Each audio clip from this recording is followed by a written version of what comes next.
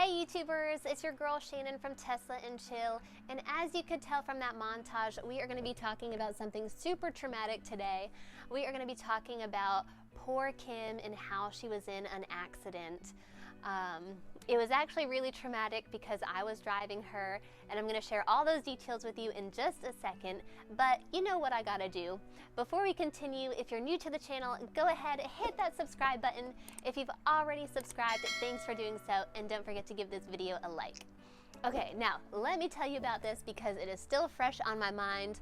I almost wish we were in the Tesla when the accident happened because then I would have the footage on Sentry mode to show you, but I'm also glad at the same time I wasn't in the Tesla because, like, I don't even want to know what that damage would have been. So J3 and I were driving in the Honda Accord, and we actually just picked up dinner. We were getting it to go, and we were on our way to go back home.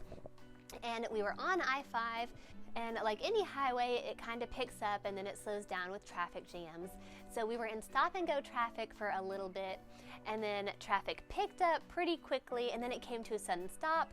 And of course, because it came to a stop, I came to a stop, logically.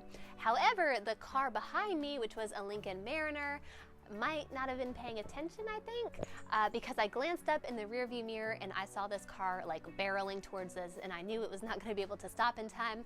So I froze up, I got super tense, and of course my first thought is my baby who's in the back seat. I wanted to make sure he was okay. And of course the car hit us, so we had that like instant jolt. We felt that impact, and J3 let out this little squeal. The poor little guy, felt so bad for him, but he was okay, we were okay, the people in the other car were okay. And actually, when the firefighters got there, they told us that, I mean, really, it was in stop and go traffic. We were hit at probably 25 to 30 miles per hour, so it wasn't anything like super traumatic. We weren't going at like supersonic highway speeds. It was, you know, something pretty low, but it was still something pretty traumatic. And of course, when you feel that impact, you know you have to get over to the side of the road, exchange information, wait for maybe the police to show up, the firefighters, the EMTs, and the first responders had like a super quick response time. So I'm super thankful they were there. The ambulance people, like the EMTs, they got there like right off the bat. I think they said they were actually driving by us. They weren't even responding to our call yet, and they saw us and they pulled over and they immediately checked J3 out, who was fine. And he actually stopped crying because I think he was fascinated by their uniforms. And then when the firefighters got there and blocked off, you know, one of the lanes of traffic, I think he was like enthralled at like their hats and their jackets and everything they had. So I think he might have been enjoying himself a little bit. But what really bothered me was that after that initial impact, of course, your first thought is to get to the side of the road. So I hit the gas in the car and I drove over to the shoulder, and then I took my foot off the gas. And this is where things kind of got a little scary for me. Once I took my foot off the gas so I could assess where I was on the shoulder in relation to the highway and how much more room I had to get over, because my car was still sticking out in the road. So cars, you know, the first responders weren't there yet, so they weren't able to block off any of the lane. So cars are still like whizzing by me, and I'm still sticking out in the middle of the road. But when I went to put my foot back on the gas, the car started flashing all these lights on the dashboard saying that it was in collision mode, and basically the car had gone into limp mode. And let's be real, no one likes anything in limp mode. But that was really scary for me because I didn't know what to do. I tried putting the car in drive, in park again, in reverse, in neutral. Nothing happened. And power is still running through the car. Like, I can still do things and things are still on. I just could not drive it. So everyone who came by asked me to move the car over.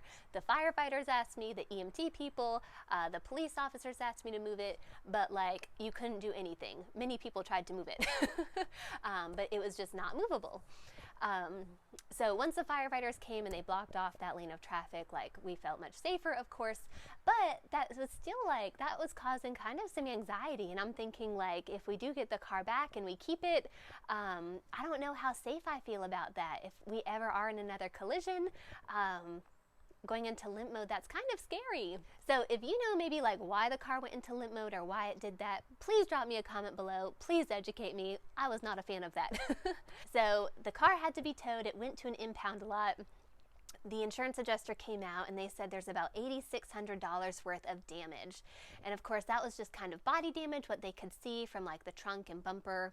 And I guess one of the windows had been left down while people were checking J3 out and stuff. So since it's Seattle, it rained, so of course some of the leather seats got damaged. So it is at the collision center now. It's out of the impound lot. They had it towed to the collision center. Now, the collision center is going to have the vehicle for about 30 days, and they basically said that they are going to disassemble the entire car. That way they can take a look at the electronic and hybrid system. Some of the flooring is going to have to be replaced. Take a look at the leather seats. Of course, the body damage needs to be taken care of. So they're going to completely disassemble the whole car. And my real concern is a few things, actually. One of my concerns is, of course, the hybrid and electronic system itself. Body damage is something that can be repaired, but I really don't want to have any problems with the electronics or the hybrid system. I don't want to have to deal with that. If there is damage, of course, they'll let the insurance adjuster know so they can change their estimate of how much everything is going to be. But what really bothers me is that the collision center that has the car, like the repair shop now, it's not a certified Honda dealer or a certified Honda repair shop, and they're disassembling the car and they're going to put it all back together. And that really scares me, because once you take something apart and put it back together, I feel like nothing ever completely goes back together the same. You know how sometimes, like, if you're assembling a toy and you have a few extra pieces left over and you just kind of say, oh, they were extra pieces, and you toss them. I know they won't do that, but I'm giving you like an example of how I feel this is going to go. I feel like nothing is ever the same once it's taken apart and put back together. Do you know what I mean? So that really worries me. I don't like the sound of that. So that kind of leads me to my next question, as far as I don't know what I want to do moving forward. Since the car isn't totaled, since it is repairable right now, do I want to keep driving the car? I don't know if I really feel safe knowing that it's been disassembled and put back together. And I also didn't really like the fact that it went into limp mode. And maybe a lot of other cars do that. I'm not sure. I haven't really been in too many accidents, but that did really bother me. So we do owe a little bit on the Honda Accord now, and our original plan was to, of course, pay off the Honda Accord, just keep saving money until the Cybertruck is released, because we already put down our deposit for that. So that was our initial plan, but now I'm wondering, do we want to sell the Honda? I mean, if you take a look at the Kelley Blue Book value, like, it's already taken a hit just from being in one accident. I mean, take a look at these numbers. So since the Honda has taken a little bit of a hit, I think I can deal with that. It's just my primary concern is feeling safe in my vehicle.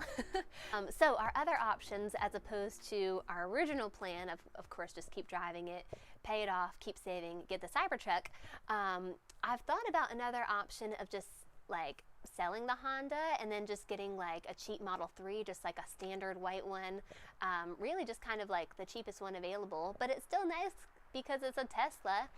And even if we get a used one or even a used Model S here on the West Coast around Seattle, I mean, they are like fairly decent, I feel like, price-wise. So I feel like that's definitely a viable option.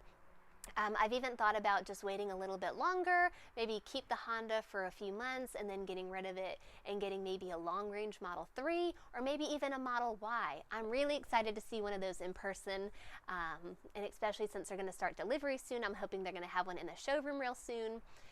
So that's another option still. And I even thought about the possibility of like selling the Honda, maybe getting like a cheap ICE car. And then that way, like, if you get a cheap ICE car, like, I can just really save a whole bunch of money and then still get the Cybertruck or a Model Y or something else really nice, make it like long range. So I could get like a cheap ICE car now and then get a nicer electric car later. But to be honest, I don't know if I'm really for that, because I really don't like ICE vehicles. I think I've told you before, I never want to get another one of those again. I really hate going to the gas station. They're dirty, they're grimy, I don't know, they're usually in shady areas. They're like really out of the way. I have to get up early in the morning or like go out of my way to find one. Gas stations are just not for me anymore. So getting an ICE vehicle, probably like my least viable option just because I don't want to do that. And I mean, gas is more expensive than electricity, so I mean, I feel like in the long run I might be spending more money. I don't know. But let me know what you're thinking. I'm really open to all options. What would you do if you were me? Would you keep the Honda, just keep driving it until the Cybertruck is released? Would you just sell the Honda, maybe get a cheaper electric car, maybe a cheaper Model 3? Or would you get something a little bit nicer, maybe a Model Y or a long-range Model 3, maybe a Model S? Tell me what you would do. Again, I'm really open to like pretty much any option I think right now. Since the collision place has our vehicle for about 30 days, that gives us like a month to think about it.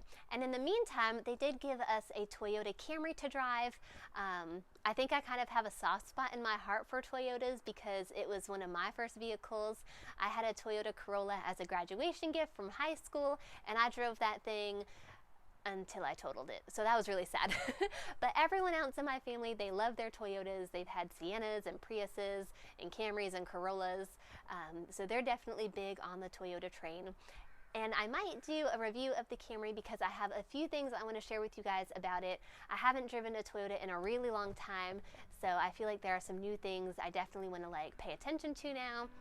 And definitely things I want to talk about with you guys. But that is all I've got for now.